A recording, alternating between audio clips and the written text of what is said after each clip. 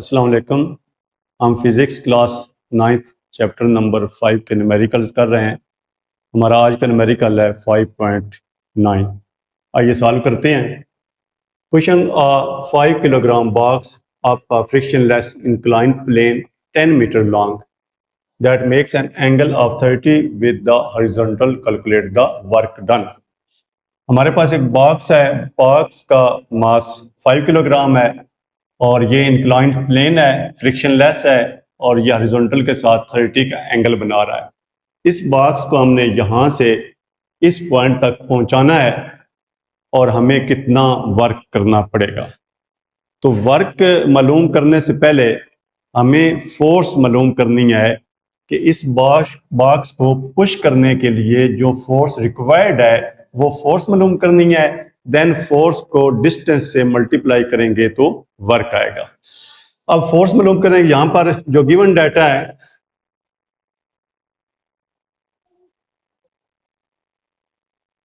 Given data में mass of box है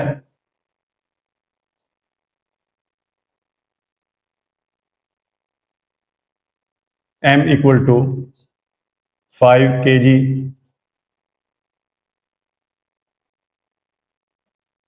length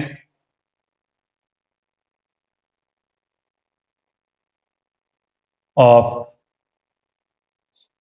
inclined plane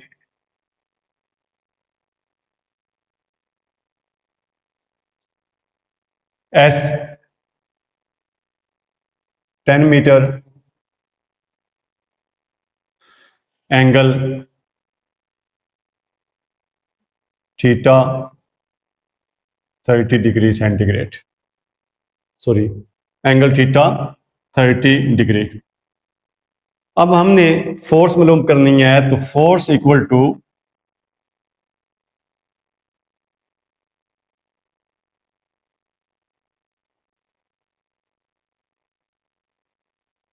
solution.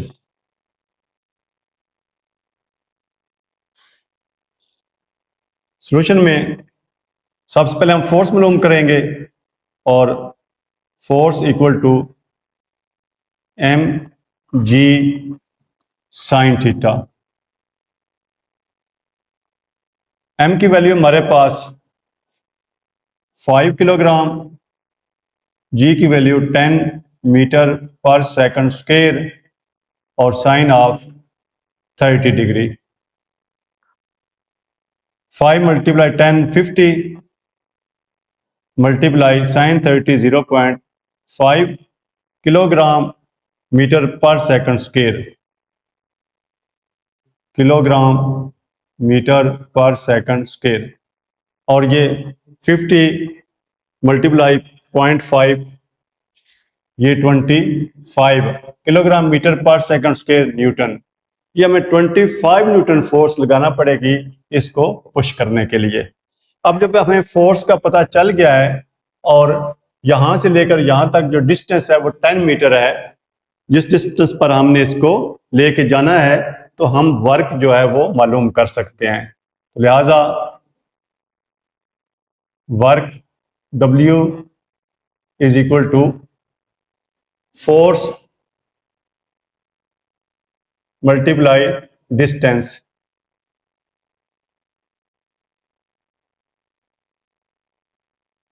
अब force F, distance S, force हमारे पास 25 न्यूटन है, मल्टीप्लाई S की वैल्यू, ये जो डिस्टेंस है ये 10 मीटर है, मल्टीप्लाई करेंगे ये 250 न्यूटन मीटर या 250 जॉल्स, ये वर्क डन होगा जी जी। नेक्स्ट हमारा न्यूमेरिकल 5.9 का सेकंड पार्ट है।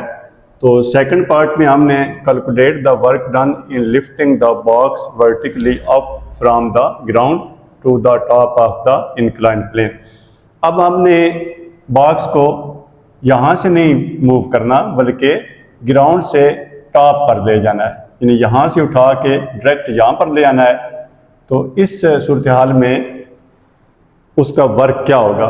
तो जब यहाँ से ग्राउंड से इस टॉप पर ले जाएंगे तो ये जो डिस्टेंस है ये 10 मीटर नहीं होगा, बल्कि ये हाइट h जो है ये हमें कैलकुलेट करना पड़ेगी। अब चूंकि ये एक ट्राइंगल बन रही है तो इस ट्राइंगल में ये जो लेंथ है ये हमारे पास s 10 मीटर है, एंगल दिया गया है, तो हम इसकी ये हाइट h जो है मालूम कर सकते हैं। जब हाइट हमारे पास आ जाएगी तो हम वर्क मालूम कर लेंगे।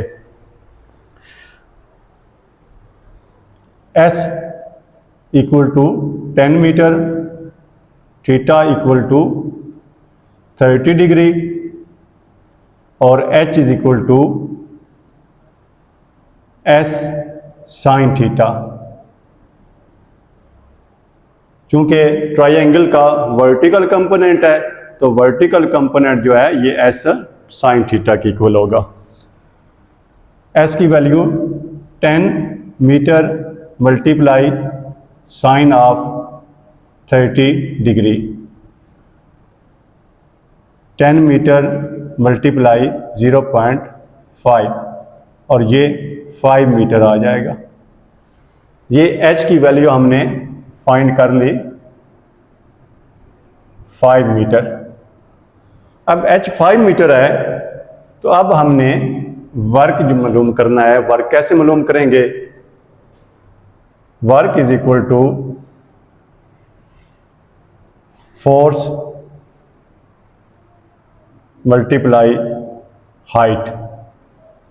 और अब जब हम किसी भी बॉडी को वर्टिकली अपवर्ड लिफ्ट करते हैं तो हमें फोर्स उसके वेट की इक्वल लगाना पड़ती है। तो यहां पर जो फोर्स लगेगी ये equal to weight of body होगी और ये वेट mg के इक्वल होता है, mg मल्टीप्लाई h आ जाएगा। अब mg m हमारे पास 5 किलोग्राम मल्टीप्लाई 10 मीटर पर सेकंड स्क्वायर मल्टीप्लाई 5 मीटर और ये 250 किलोग्राम मीटर स्क्वायर पर सेकंड स्क्वायर और ये 250 न्यूटन मीटर आएगा और ये 250 जॉल्स के इक्वल है जी। जी स्टूडेंट्स, हमारा नेक्स्ट न्यूमेरिकल 5.10 है। आइए सॉल्व करते हैं। A box of mass 10 kilogram is pushed up along a ramp 15 metre long with a force of 80 Newton. If the box rises up a height of 5 meter, what is the efficiency of the system? हमारे पास एक box है, 10 kilogram mass है उसका। यहां से हम उसको push करके इस पॉइंट तक ले आते हैं और ये पॉइंट जो है ये ग्राउंड से 5 मीटर हाइट पर है। तो हमने एफिशिएंसी मालूम करनी है। तो एफिशिएंसी मालूम करने के लिए हमें output energy divided by input energy और मल्टीप्लाई 100 करेंगे तो हमारी परसेंट एफिशिएंसी आएगी। लेकिन इनपुट एनर्जी इसमें क्या है और आउटपुट एनर्जी क्या है? अब इस बॉक्स को हम यहां से पुश करके यहां तक पहुंचाते हैं। ये जो हम वर्क करेंगे इस पर, ये इनपुट एनर्जी होगी। अब आउटपुट एनर्जी इसकी क्या होगी?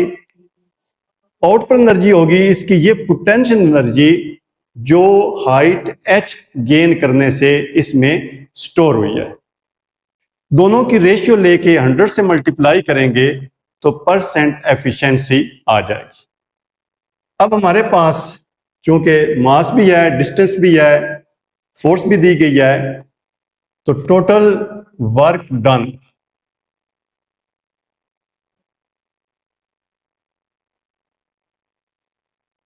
Total work done to lift the block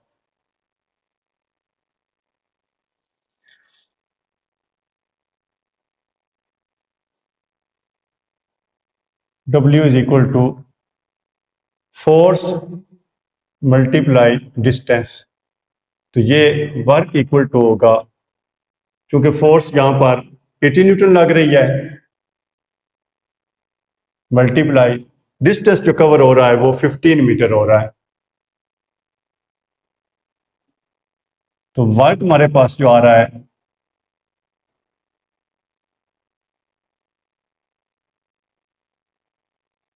ये 1200 न्यूटन मीटर या जॉल्स।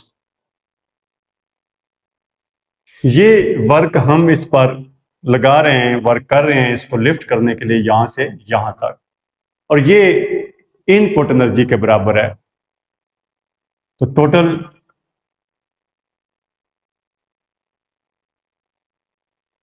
इनपुट एनर्जी और ये वर्क इक्वल है, और ये 1200 न्यूटन मीटर है। अब हमने यूजफुल आउटपुट एनर्जी मालूम करनी है।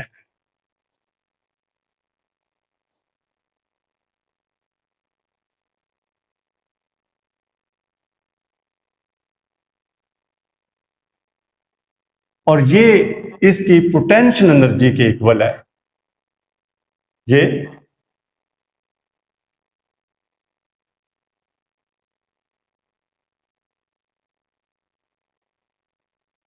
और ये mgh,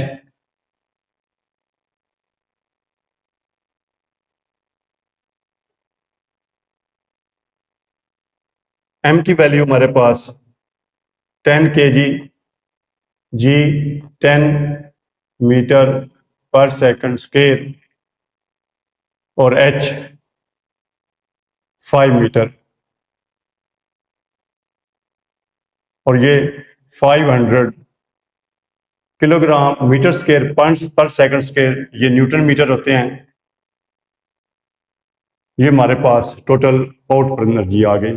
अब हमने परसेंट एफिशिएंसी मालूम करनी है, percent efficiency.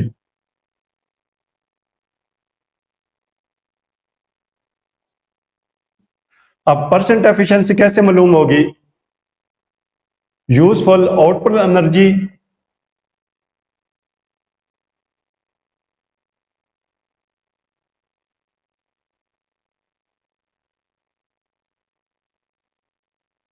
Divided by total input energy.